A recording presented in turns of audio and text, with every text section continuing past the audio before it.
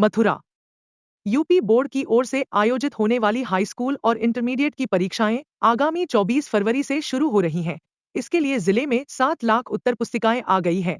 राजकीय inter college में इन उत्तर पुस्तिकाओं को सुरक्षित रखवाया गया है। परीक्षा में नकल रोकने के लिए कंट्रोल रूम बनाने का भी काम डीआईओएस कार्यालय में शुरू हो गया है। ई स्कूल में 35,026 और इंटरमीडिएट में 36,378 विद्यार्थी पंजीकृत है। परीक्षाएं सीसीटीवी व वॉइस रिकॉर्डर की निगरानी के बीच संपन्न होंगी, जिसकी मॉनिटरिंग के लिए कंट्रोल रूम जिला विद्यालय निरीक्षक कार्यालय में बनाया जा रहा है। डीआईओएस रविंद्र सिंह ने बताया कि बोर्ड परीक्षाओं की तैयारियां जोरों पर चल रही हैं। हाई स्कूल में 35,026 और इंटरमीडिएट में 36,378 विद्यार्थी पंजीकृत हैं। परीक्षा डीआईओएस रविंद्र सिंह ने बताया कि बोर्ड परीक्षाओं की तैयारियां जोरों पर चल रही हैं। अगले सप्ताह से कार्यालय में मशीनें व स्क्रीनें लगनी शुरू हो जाएंगी। फरवरी के पहले सप्ताह तक कंट्रोल रूम का ट्रायल होना है।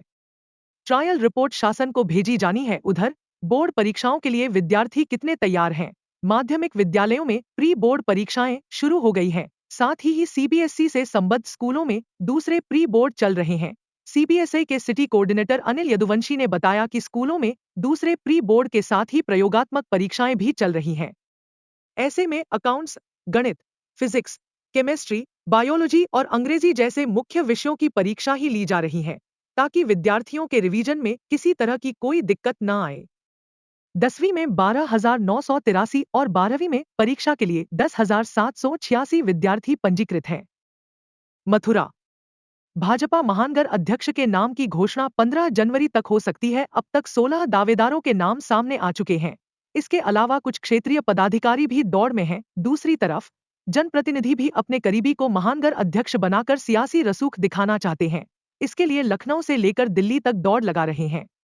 9 जनवरी के महानगर अध्यक्ष के नामांकन प्रक्रिया शुरू होगी। भाजपा में इस बार 2027 के विधानसभा चुनाव के मद्देनजर महानगर अध्यक्ष व जिलाध्यक्षों का ऐलान होना है। इसके लिए पार्टी हर पहलू पर गौर कर रही है। सत्ताधारी पार्टी होने की वजह से भाजपा में भी दावेदारों की कमी नहीं है। पुष्पांजलि स्थित भाजपा कार्यालय पर सोमवार को चुनाव अधिकारी विमल शर्मा ने महानगर अध्यक्ष की नामांकन प्रक्रिया की घोषणा कर दी है।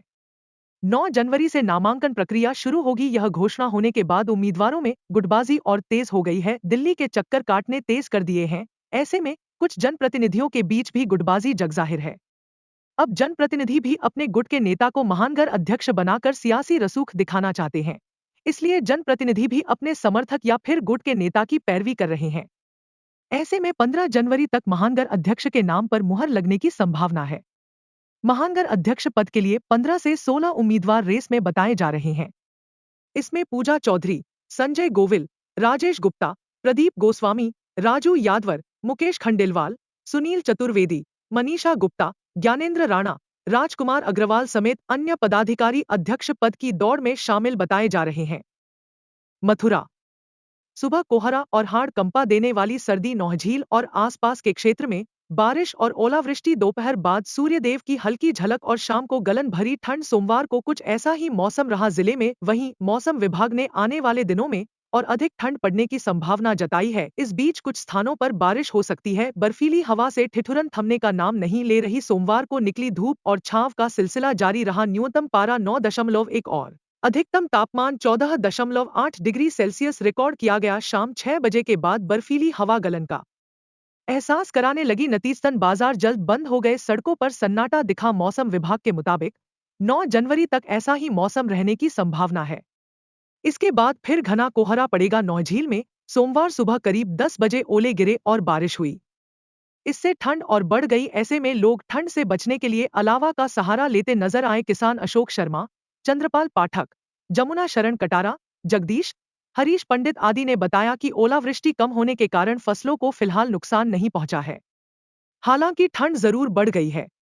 नगर पंचायत हाल में बना रैन बसेरा, जलवाए जा रहे अलाव। राधाकुंड नगर पंचायत प्रशासन ने ठंड को ध्यान में रखते हुए अलाव जलवाए जा रहे हैं। अध्यक्ष रामफल व अधिशासी अधिकारी चेतन कुमार तिवारी ने बताया कि नगर पंचायत हाल में रैन बसेरा स्थापित किया गया है। नगर के प्रमुख तिराहों व चौराहों के अलावा मुख्य स्थान पर अलाव की व्यवस्था की जा रही है। मथुरा। गोवर्धन थाना क्षेत्र के गांव अडिंग में 1 जनवरी को डीजे पार्टी के झगड़े में घायल हुए युवक ने रविवार को इलाज के दौरान जयपुर स्थित निजी अस्पताल में दम तोड़ दिया। मामले में शिकायत के बाद पुलिस की कार्रवाई न होने पर गुस्साए परिजनों ने एसएसपी आवास के बाहर शव रखकर प्रदर्शन किया। गोवर्धन पुलिस पर लापरवाही व गुमराह करने का आरोप लगाया। कई थानों की पुलिस मौके पर पहुंच गई और परिजनों को शांत कराकर कार्रवाई का आश्वासन दिया। बाद में पुलिस ने शव पोस्टमार्टम के लिए भेजा। गोवर्धन थाना क्षेत्र के गांव अडिंग में 1 जनवरी को सुबह 11 बजे यादव मोहल्ले में एक व्यक्ति के सेवानिवृत्त होने पर डीजे बज रहा था। इस दौरान गांव का अनुसूचित जाति का युवक देवेंद्र उर्फ बंटू वहां नाचने लगा। आरोप है कि इसी बात को लेकर कुछ युवकों ने उसकी पिटाई कर दी। वह गंभीर रूप से घायल हो गया। तबीयत खराब होने पर परिजनों ने उपचार के लिए मथुरा फिर भरतपुर में भर्ती कराया। हालत में सुधार न आने पर भरतपुर से जयपुर रेफर कर दिया। वहां रविवार देर शाम मौत हो गई। गुस्साए परिजनों व भीम आर्मी के लोग शव को लेकर सोमवार शाम 5 बजे मथुरा आए और एसएसपी आवास पर शव रखकर विरोध प्रदर्शन करने लगे। भनक लगने पर थाना सदर व कोतवाली पुलिस मौके पर पहुंच गई। परिजनों व भीम आर्मी के लोगों ने गोवर्धन पुलिस की लापरवाही और गुमराह करने का आरोप लगाया। सदर बाजार व कोतवाली पुलिस ने लोगों की बात सुनकर रिपोर्ट दर्ज कराने और मामले की जांच कराकर दोषियों के खिलाफ कार्रवाई का आश्वासन देकर शव को मोर्चरी में रखवाया है। इसके बाद भाई विपिन ने गोवर्धन थाने में यादव मोहल्ले के रहने वाले 4-5 व अन्य के खिलाफ तहरीर दी है।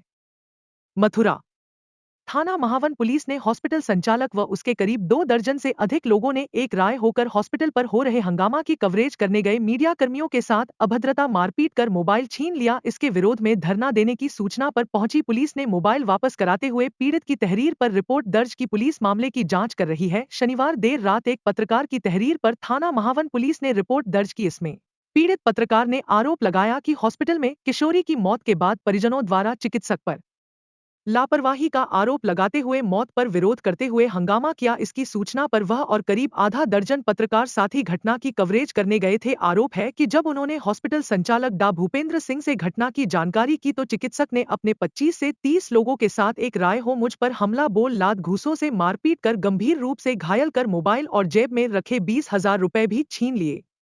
इस दौरान गाली गलौज देते हुए गला दबाकर जान से मारने का प्रयास किया। साथियों में मुझे बचाया तो डा भूपेंद्र सिंह ने जान से मारने की धमकी दी। सूचना पर पहुंची पुलिस ने मोबाइल वापस कराया और पीड़ित पत्रकार की तहरीर पर रिपोर्ट दर्ज कर मामले की जांच शुरू कर दी है। थानाध्यक्ष महावन डेजी पवार ने बताया कि पीड़ित पत्रकार की तहरीर पर चिकित्सक डा भूपेंद्र चौधरी व 25 से 30 अज्ञात के खिलाफ रिपोर्ट दर्ज कर ली है। पुलिस मामले की जाँच कर रही है। जिला बार एसोसिएशन के मथुरा प्रसाद मेमोरियल हॉल में सोमवार को शपथ ग्रहण कार्यक्रम का आयोजन किया गया, जिसमें नवनिर्वाचित अध्यक्ष व महासचिव व सभी नवनिर्वाचित पदाधिकारियों को निर्वाचन अधिकारी सुरेंद्र पाल सिंह ने पद व गोपनीयता की शपथ दिलाई। शपथ ग्रहण समारोह में पूर्व मंत्री आबिद रजा, बार काउंसिल सदस्य शिरीष मेहरोत्रा व वरिष्ठ अधिवक्ता विनय कुमार सिंह भी मंच पर उपस्थित रहे। संचालन दिवाकर वर्मा ने किया। जिला बार एसोसिएशन का चुनाव 24 दिसंबर को संपन्न हुआ था, जिसमें पवन गुप्ता को अध्यक्ष और अरविंद पाल सिंह परमार महासचिव चुने गया था। सोमवार को अध्यक्ष व महासचिव पद दोनों लोगों ने शपथ ग्रहण की। इसके अलावा वरिष्ठ उपाध्यक्ष पद पर जयपाल सिंह, कोषाध्यक्ष विशन मौर्य, संयुक्त सचिव प्रशासन अमनेश कुमार सिंह गुर्जर, कनिष्ठ उपाध्यक्ष प्रदीप शर्मा, संयुक्त सचिव प्रकाशन ओमपाल माथुर, संयुक्त सचिव पुस्तकालय विश्वनाथ मौर्य। वहीं वरिष्ठ कार्यकारिणी में निर्वाचित सदस्यों में भुवनेश कुमार सिंह, रतन कुमार, दिनेश चंद्र, मनोज कुमार, रामवीर सिंह और शशि भूषण कुलश्रेष्ठ ने शपथ ग्रहण की। विश्व प्रसिद्ध लाडलीजी मंदिर में हरवंश गोस्वामी की 6 माह की सेवा को लेकर योगेश बनाम दाऊजी केस में सोमवार को अपर सिविल जज जूनियर डिवीजन न्यायालय 02 सत्यप्रकाश तिवारी ने महत्वपूर्ण फैसला दिया है। इसमें कोर्ट ने हरवंश गोस्वामी के पिता रामनारायण के सगे भाई गंगाधर की बेटी के नाती को योगेश व ब्रजराज को हरवंश गोस्वामी का निकटतम वंशज मानते हुए सेवा करने का अधिकार प्रदान किया है। साथ ही अन्य प्रतिवादी गणों को आदेशित किया है कि वे ठा लाडलीजी महाराज की सेवा करने में किसी भी प्रकार का हस्तक्षेप नहीं करेंगे। कोर्ट ने सभी पक्षों को सुनवाई के बाद यह आदेश दिया है। योगेश ने कोर्ट को अवगत कराया कि उसके पिता मुरलीधर उर्फ मूलचंद की माता का नाम रेवती धर्मपत्नी मदन लाल है। रेवती के पिता का नाम गंगाधर है तथा माता का नाम चमेली देवी है। गंगाधर मृतक हरवंश गोस्वामी के पिता के सगे भाई थे। रेवती वादी की सगी दादी थी। रेवती के पति का नाम मदन लाल था। वादी के पिता मुरलीधर उर्फ मूलचंद के पिता मदन लाल थे। गंगाधर पुत्र जमुनादास उर्फ जमुना प्रसाद वादी के पिता के सगे नाना थे। गंगाधार के 3 भाई थे। 2 अन्य भाई रामनारायण एवं केशव हैं। इन दोनों भाइयों का स्वर्गवास हो गया है। जमुनादास उर्फ जमुना प्रसाद स्व हरवंश के पूर्वज थे। इस संबंध में विभिन्न प्रमाण पत्र प्रस्तुत किए गए। प्रतिवादी गणों ने इसका खंडन किया। मथुरा कृष्ण जन्मभूमि। मुस्लिम पक्ष ने दलील दी कि सुप्रीम कोर्ट ने वारशिप एक्ट की वैधता पर दाखिल याचिका में सभी धार्मिक स्थलों के मामले में किसी भी तरह के अंतरिम आदेश देने पर रोक लगाई है। वहीं हिंदू पक्ष ने इसका विरोध किया। न्यायमूर्ति राम मनोहर नारायण की पीठ मामले की सुनवाई कर रही है। इलाहाबाद हाईकोर्ट में श्री कृष्ण जन्मभूमि मथुरा व शाही ईदगाह विवाद मामले की सुनवाई स्थगित किए जाने की मुस्लिम पक्ष ने मांग की। दलील दी कि सुप्रीम कोर्ट ने वारशिप एक्ट की वैधता पर दाखिल याचिका में सभी धार्मिक स्थलों के मामले में किसी भी तरह के अंतरिम आदेश देने पर रोक लगाई है। वहीं हिंदू पक्ष ने इसका विरोध किया। न्यायमूर्ति राम मनोहर नारायण की पीठ मामले की सुनवाई कर रही है। मुस्लिम पक्ष की ओर अजय गुप्त बनाम छत्तीसगढ़ राज्य का हवाला देते हुए सुनवाई स्थगित किए जाने की दलील दी। वहीं हिंदू पक्ष ने दलील दी कि एएसआई संरक्षित धार्मिक स्थलों पर वर्शिप एक्ट लागू नहीं होगा, इसलिए श्री कृष्ण जन्मभूमि मामले में वर्शिप एक्ट पर दिया गया आदेश लागू नहीं होगा। सुप्रीम कोर्ट ने अंतरिम आदेश पर रोक लगाई, सुनवाई पर रोक नहीं लगाई है। इस पर न्यायालय ने सभी संशोधन अर्जियों पर सुनवाई के लिए 16 जनवरी की तिथि नियत कर दी है। श्री कृष्ण जन्मभूमि मुक्ति निर्माण ट्रस्ट के अध्यक्ष आशुतोष पांडेय की ओर से विवादित परिसर स्थित श्री कृष्ण कूप पर पूजा व परिक्रमा करने की मांग में दाखिल अर्जी पर आपत्ति दाखिल करने का निर्देश दिया। वहीं श्री कृष्ण जन्मभूमि मुक्ति न्यास के अध्यक्ष महेंद्र प्रताप सिंह की ओर से आगरा की जामा मस्जिद की सीढ़ियों के नीचे दबे विग्रह की एएसआई सर्वे की मांग में दाखिल याचिका पर सुनवाई नहीं।